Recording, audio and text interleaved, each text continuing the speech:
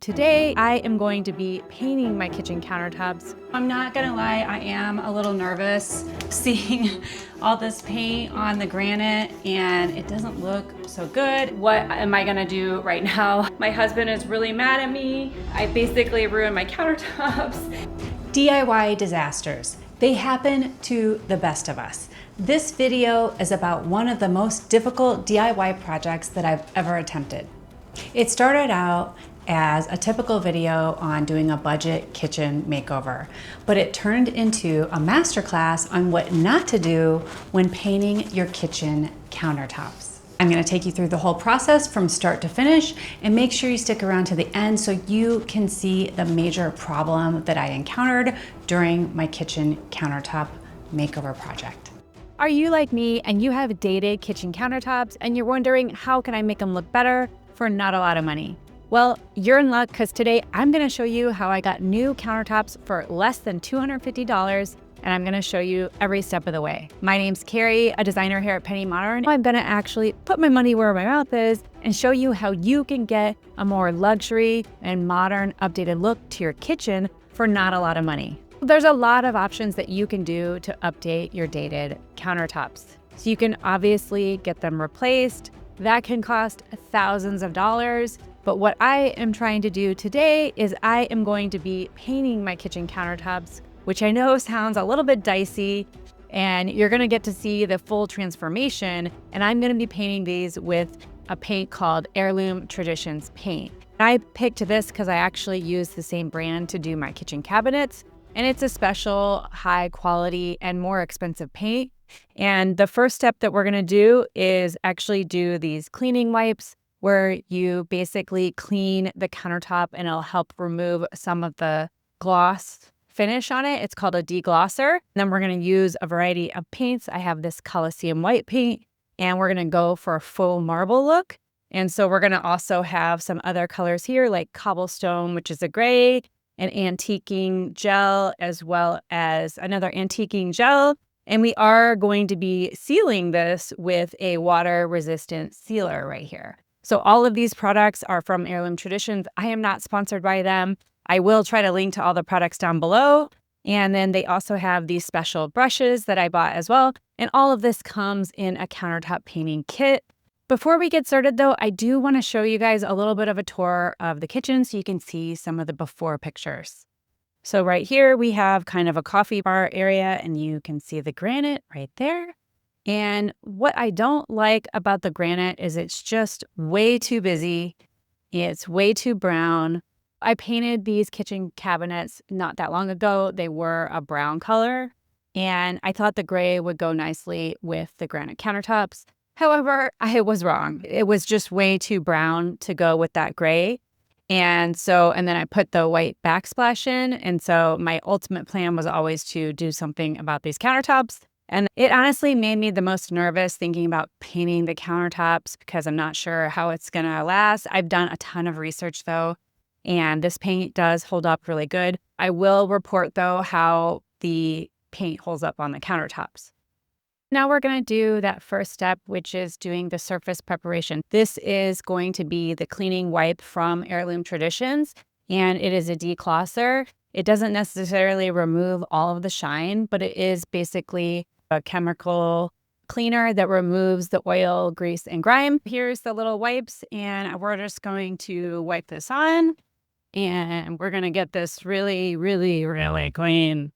It's gonna get all those years of grease and grime, all the oils from your hands, all the spills, all that stuff is gonna come off. And look at all this. Look, I already cleaned these with regular household cleaner, but this already has a lot of stuff on it. It's obviously doing something. Now I'm gonna take my dry towel here and just give it a wipe and dry it off. Our deglossing step is all done. I do want to note when you start painting, you definitely want to feel it before you paint to make sure that it's perfectly smooth. Now we're going to do the blue tape, and we're going to tape off anything that we don't want to get our paint on. And the key to taping is that once you do your coat of paint, you need to immediately take the tape off or else the paint is going to seep under it. So make sure you get a lot of blue tape because you're gonna have to be taking it off with each coat. Okay, we did all our prep and now we are gonna begin painting. I stirred the paint for, it says 2 minutes with a paint stick, and we're gonna do what's called the brush and roll technique, which is what the Heirloom Tradition ladies recommend. You take their brush and you just dip it in the can and you brush it on, and then you're gonna roll out the brush marks so that way you have a perfectly smooth surface. Let's get started painting. So you basically brush it on, and then you're going to roll it out with the roller to get rid of all these brush marks. It's a really good technique. I like it a lot. It's what I did on my cabinets, and it works really well. It's a little scary at first because you see all these brush marks, but once you use this roller, it's a special roller. Now we're rolling it, and it's a little scary because you'll see all these bubbles, but what's great about this paint is it will settle and flatten out, so all those bubbles will go away. And it will basically get rid of all of your brush strokes. Because I have a dark countertop, I'm definitely gonna need 2 coats. We're trying to get full coverage so we can't really see too much of the granite underneath and get a nice even white coat of paint. The sink is a little bit of a tricky area and I'm gonna just get the edge here. I probably should have removed the caulk before we painted, but because we have white paint and we're doing white caulk anyway, we didn't think it would be that noticeable. I'm not gonna lie, I am a little nervous, you know, seeing all this paint on the granite and it doesn't look so good. It's very splotchy, but I'm gonna trust the process. I've watched tons of videos from the Heirloom Traditions people, and they're like, it's okay, the first coat is kind of your dirty coat and it doesn't look that good. It's kind of like doing a coat of primer. It ain't gonna be pretty, but it's the second coat that's one that is gonna be making the difference, and it's gonna be perfectly smooth and provide the full coverage. So this coat, you really just want to basically get out all the brush strokes, and that is what I'm doing here. I did the first coat and I took the tape off, and now I have reapplied the tape, and this coat is fully dry, and we're gonna apply the second coat. So you only need about an hour in between coats. It really is just dry to the touch. But first I wanted to show you guys a little bit of a close-up of the first coat here. So you can see there is some spots here where it doesn't look so great. And obviously this is a very dark granite that we had to cover up. But I just wanted to show you guys that it is very smooth though. When you look at it, there's not a lot of brush strokes, so that's good. Let's apply that second coat now. I just dipped my brush in, and we're gonna go kind of back and forth here and apply that second coat. You definitely want to get a very thorough coat the second time to make sure you are getting full coverage, because I do not want to have to make a third coat. And I really have not even used very much material. You can see in here, I don't know, I've maybe used a third of the can on this one coat. So that's great news. I was worried about this stuff being able to cover my entire kitchen counters, because I do have a pretty big kitchen, and it looks like one can is going to definitely be more than enough to provide adequate coverage. Now I have my roller and we're gonna roll it out. Again, we're just lightly rolling here to get out a lot of the brush strokes. You can go back and forth, you can go one way, doesn't really matter. You're just kind of rolling it. It'll look like there's bubbles or that it's got some texture on it, but all that is gonna flatten out. So you don't really have to worry. We have done the second coat. I'm gonna show you guys how that looks. You can see the second coat here. It is looking pretty good. There were a couple spots, you could probably see it, that are a little messed up, but after watching the Heirloom Traditions lady, she said, when you do the top coat, it'll make everything seem even, so you don't have to worry about it too much. That is 2 coats of the Colosseum white. This next part is when we do the veining. So we're going to be adding marble-like faux marble veining to the white countertops. And the way you do that is that you mix 2 parts cobblestone with 1 part antiquing gel. And that is per the Heirloom Traditions website, and you just can mix them together here. I did 2 just little spoonfuls of the gray and 1 spoonful of the white, and we mix it together on here. And then I'm going to show you what you apply it with to get the veining. We're going to use this thing that they have again through Heirloom Traditions. It's called the faux paw, and it is basically a stamper that you wear on your hand that has some of this veining in it. And you apply it, the mixture I just made, with a roller to the veining, and you basically stamp it on the countertop, and then you're going to apply some different color whites on top of this gray color to make it look like it's buried within the stone, and that's what gives it a more realistic marble effect. I'm just going to take my little roller and I'm going to apply it on the stamp here on the faux paw. And then we're going to start stamping and get our marble veining. So I wanted to show you guys. So I decided to do marble veining going this way across the countertop. I did download some pictures to get some realistic marble kind of looks that I can kind of try to mimic. So I'm going to do a big cross here, and let's see how this goes. Not bad. That is our first vein, and it's going from this way to here. And then you also want to get the edges so it looks realistic, because they would wrap it around the edge. I'm going to get a little bit on the edge there. You don't want it all to be too perfectly aligned and going the exact same direction, because there's a lot of randomness in marble. So you definitely want to have some marble going in different directions and maybe some tributaries, some Y formations, and that'll help make it look more realistic. And then you also want to roll it. So we got to do the brush and roll on all this to roll it so it doesn't look too spotty. So kind of forgot to do that, which isn't good, but you're supposed to roll it with your dry roller right away to make sure it goes into the surface without creating a bunch of ridges. But it is okay, because we're going to be painting over it with some different colors of white.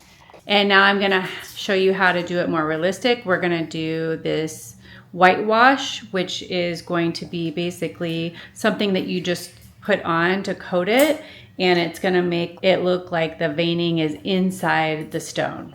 Here is the whitewash, and it's an antiquing gel, and then I have their special brush, and then you have a cloth to wipe it off.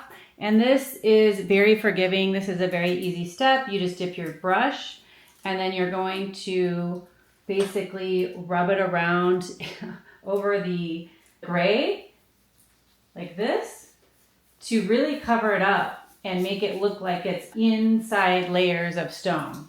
So this next part is where we take the whitewash and we are going to basically do a very light coat, and they actually recommend putting it on and then wiping it off, which I did try to do, but it wasn't working really well with the cloth I had. So I'm going to try it with this is a special brush that they sell through Heirloom Traditions, and it's basically a sponge. So I'm going to try this, and you basically are covering up the gray and making it so that it looks like the gray veining is buried underneath the stone. I'm doing what's called a stippling technique, where you're just patting it really lightly and trying to get an even coat. And you're actually going to put this all over the entire countertop. You're going to basically sandwich the veining in between that gray and then this whitewash.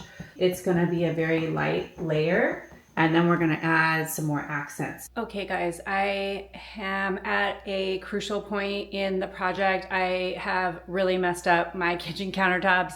I am not sure that they're salvageable and I want to bring you guys along for this entire journey. So basically I was following the instructions from Heirloom Traditions, and I put down the base layer. I put down the marble look here, like kind of the veining, and then you're supposed to put on this coat of whitewash. And the whitewash, the issue is it kept drying so quick that I started freaking out. They show you're supposed to paint it on with a brush and then wipe it off with a cloth. That was definitely not working. I think it's too dry here in San Diego. And also I was doing too large of an area and it just wasn't getting smooth. So I started using their foam applicator and putting that, because that's what I used on my cabinets.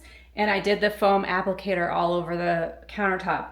But what happened with that is because it was so dry here, it did not dry smooth.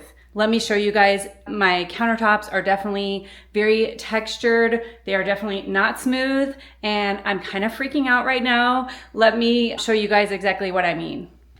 So I'm gonna try to get as close as I can on here, but basically there is a very rough surface that is from when the applicator went on there, but there is a lot of texture on here. It's very rough to the touch, and it's kind of dimpled or whatever. I don't know, but it is not smooth at all.